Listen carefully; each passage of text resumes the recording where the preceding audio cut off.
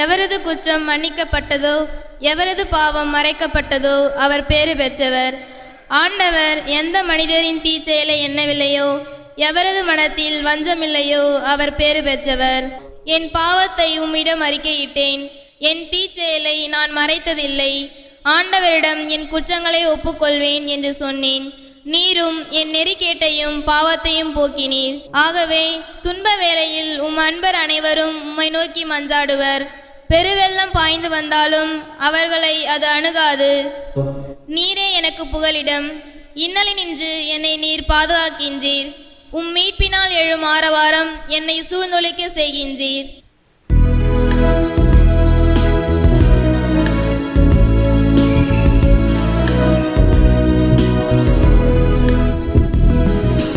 Alleluia, Alleluia, Alleluia, Alleluia.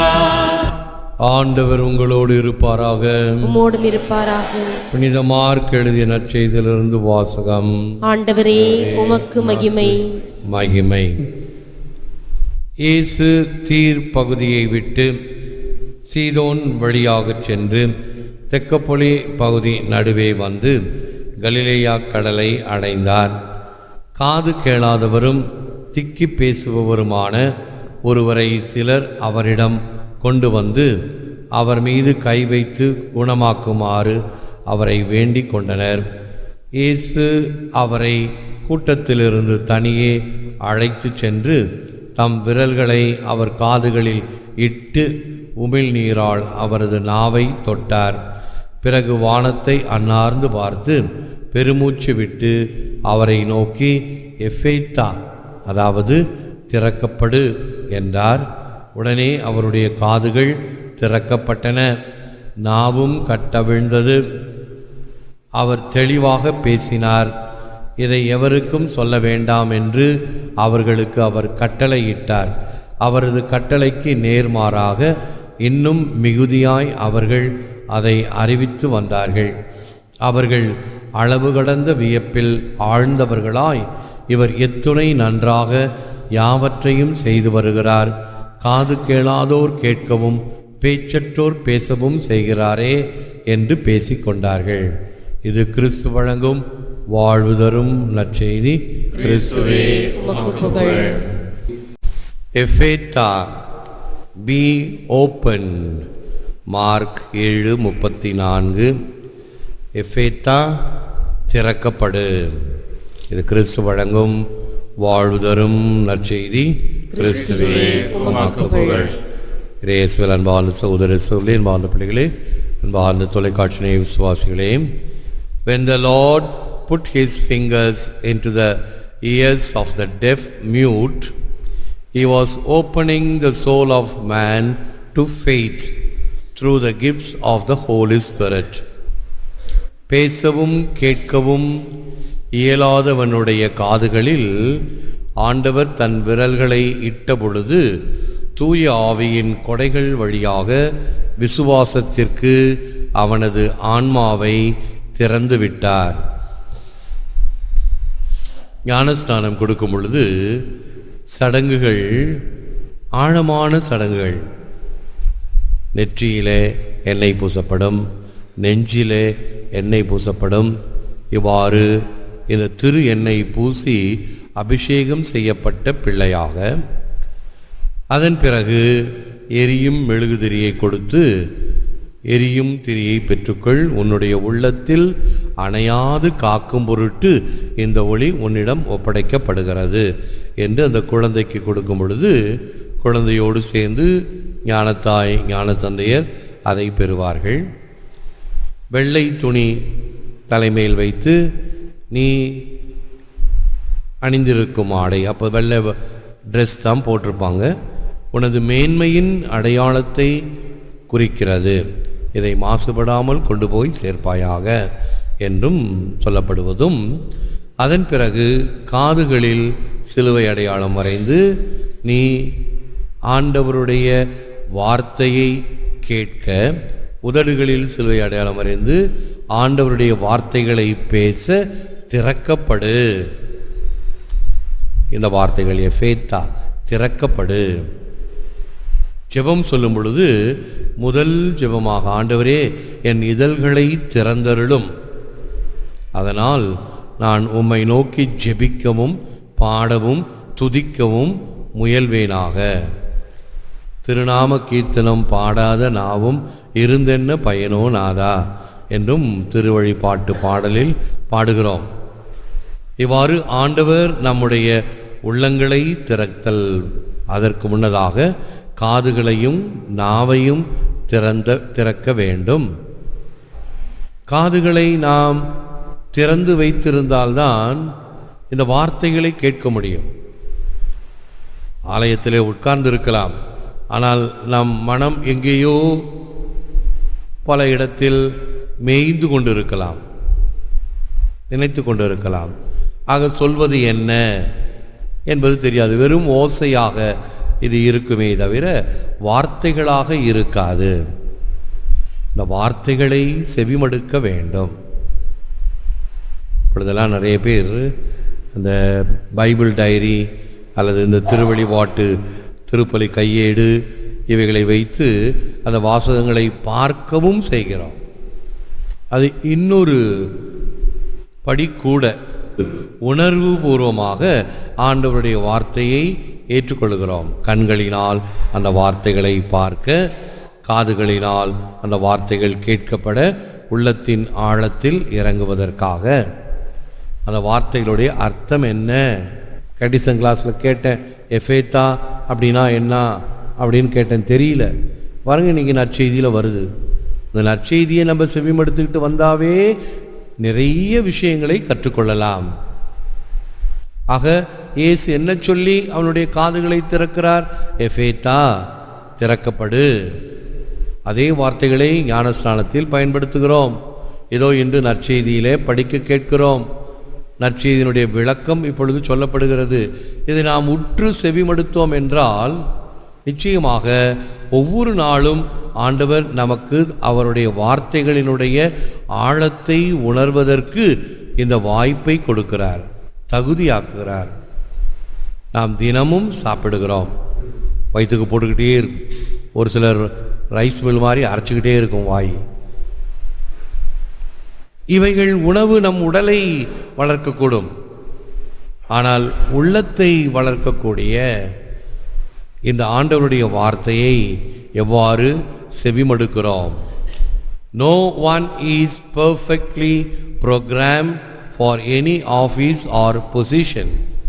Shepherds can still become kings. எந்த ஒரு நிலை அல்லது பணிக்கு ஒருவரும் முழுமையாக கணிக்கப்படுவதில்லை. ஒரு வேலைக்கு ஒரு மனிதன் புதிதாக சேரும் பொழுது அந்த வேலையில் என்ன செய்ய வேண்டும், எப்படி செய்ய வேண்டும் என்றெல்லாம் தெரியாமல் இருக்கலாம். அனுபவத்தின் வாயிலாக அதை புரிந்து கொண்டு சுலபமாக செய்யலாம்.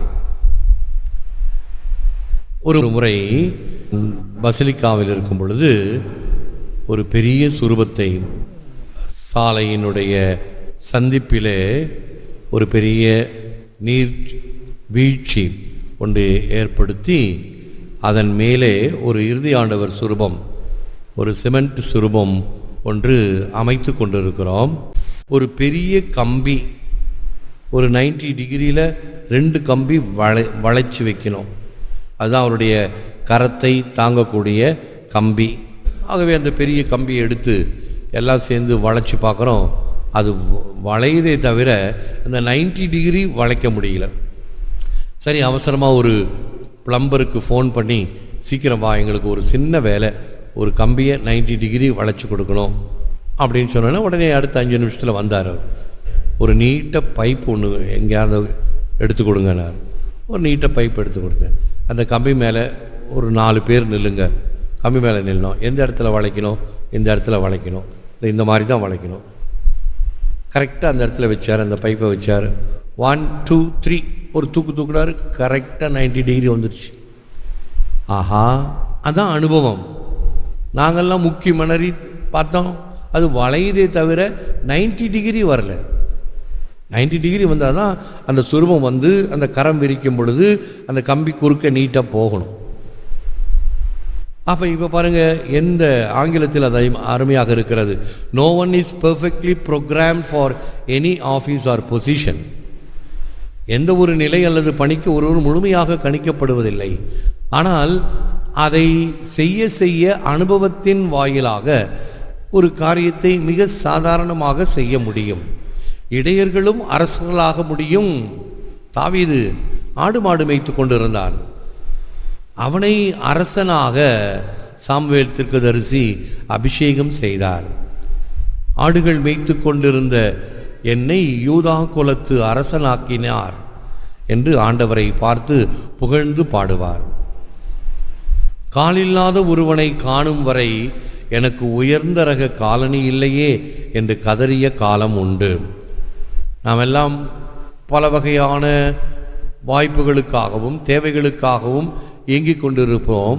ஆனால் நம்மை விட பிறர் அதைவிட மிகுந்த ஒரு கஷ்டமான சூழ்நிலையில் இருப்பதை பார்க்கும் பொழுதுதான் பரவாயில்லையே, எனக்கு கால்களை கொடுத்த இறைவனுக்கு நன்றி, கைகளை கொடுத்த இறைவனுக்கு நன்றி, கண்களை கொடுத்த இறைவனுக்கு நன்றி, குரலை கொடுத்த இறைவனுக்கு நன்றி, செவி கேட்பதற்கு இந்த திறனை கொடுத்த இறைவனுக்கு நன்றி என்று நன்றி சொல்வதற்கு ஏராளமான காரணங்கள் நாம் கண்டுபிடிக்க முடியும். Do what you should and watch what you do, the secret to success, St. Jose Maria. செய்ய வேண்டியதை செய், செய்வதை விழிப்புடன் கவனி, இதுவே வெற்றியின் ரகசியம். என்ன செய்கிறோம், ஏது செய்கிறோம், எப்படி செய்கிறோம் என்பதிலே ஒரு திட்டமிட்டு நாம் செய்தோம் என்றால் அது நிச்சயமாக வெற்றிக்கு வழிவகுக்கும். அது வெற்றியின் பாதையில் செல்லுகிறது என்பதை நாம் உணர முடியும். உணர்ந்தால் இருப்போம், செபிப்போம். Father, help us use our ears and speech for your greater honor and glory. அப்பா பிதாவே, எம் கேட்கும் திறனையும் பேச்சு திறனையும் உமது அதி மிக மகிமைக்காகவே பயன்படுத்த வரமருளும். தினம் தினம் நாங்கள் கேட்கின்ற நற்செய்தியை உந்தித் தள்ளுகின்ற உணர்வுகளின்படி நடக்கவும் வாழவும் செய்தருளும். ஏற்று வரமருளும் இறைவா, காக்கும் கரங்களினால். ஆமென். ஆமென். ஒரு காணிக்கை பொருட்களை இறைவா என் கரங்களில் ஏந்தியும் பீடம் வந்தோம்.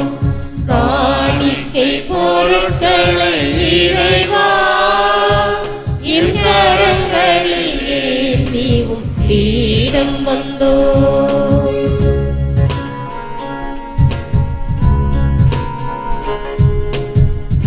நன்றி. எழுந்து நிற்போம், ஆசீர் பெறுவோம். ஆண்டவர் உங்களோடு இருப்பாராக. உம்மோடும் இருப்பாராக. எல்லாம் வல்ல இறைவன் பிதா சுதன் பரிசுத்த ஆவி உங்களை ஆசீர்வதிப்பாராக. ஆமென். சென்று வாழுங்கள், திருப்பலி நிறைவேறிற்று. இறைவா உமக்கு நன்றி.